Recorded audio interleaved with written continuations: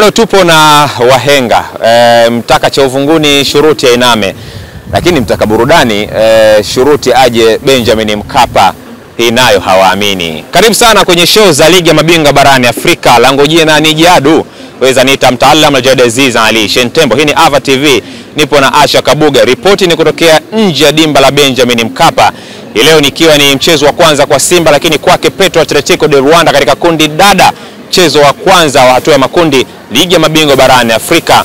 Leo unachezwa katika dimba la Benjamin Mkapa. Majira ni saa 10 kamili za jioni. Tutakuwa hapa kukuletea ripoti matukio yote ambayo yanahusu mchezo huo kuanzia sasa na hata baada ya mchezo husika.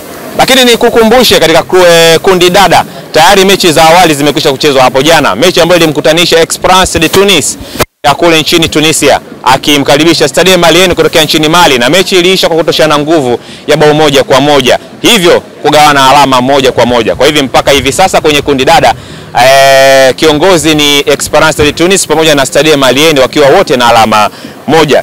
Hilo ni faida kwake Simba ama Petro Atletico de Rwanda. Yote ambaye atapata matokeo ya alama 3 basi atakuwa ndiye kinara wa kundi dada katika siku hii ya leo. Pengine faida ikawa ni zaidi kwa Simba ambaye anacheza katika hatua ya anacheza katika dimba la nyumbani, na imekuwa ni nadra sana Simba akipoteza mchezo ama kutoa sare katika uwanja wake wa nyumbani. Hivyo iwapo Simba yeye atapata ushindi wa mabao yoyote yale akapata alama 3, basi yeye ndiye kinara wa kundi dada katika hatua hii ya makundi ya ligi ya mabingwa barani Afrika. Ripoti ni kutokea nje ya dimba la Benjamin Mkapa, lakini langu ni kukuonyesha kile ambacho kinaendelea hivi sasa. Mapema kabisa mashabiki lakini pia wadau wa soka wamejitokeza katika dimba la Benjamin Mkapa, kama ambavyo unashuhudia, kuja kushuhudia ama kuja kuangalia utaratibu ambao utawaruhusu wao kuingia ndani ya dimba hili kwenda kuziangalia dakika 90 kati ya Simba Sports Club Lunyasi dhidi ya Petro Atletico de Rwanda. Hali ya hewa Dar es Salaam ni wakali, lakini pia wingu halipo lile la kutishia kunyesha kwa mvua, lakini hali ya hewa kwa ujumla ni joto pamoja na jua kali. Pengine ni hali ya hewa ambayo Lunyasi Simba wanaitamani sana. Nikukumbushe maneno ya Hugo Marquez, mlinda mlango wa kikosi cha timu ya Petro Atletico de Rwanda. Katika mkutano wake na wanahabari hapa alizungumza ya kwamba kikubwa ambacho kinambeba Simba ni mazingira, akimaanisha hali ya hewa ya Dar es Salaam. Akimaanisha kwamba Simba akiwa nyumbani basi mazingira huwa yanampa kile ambacho anakitaka. Na hivi sasa nikipiga mahesabu, jua likiwa ni kali lakini pia joto la kutosha, pengine ni kitu ambacho Hugo Marquez alikuwa akimaanisha.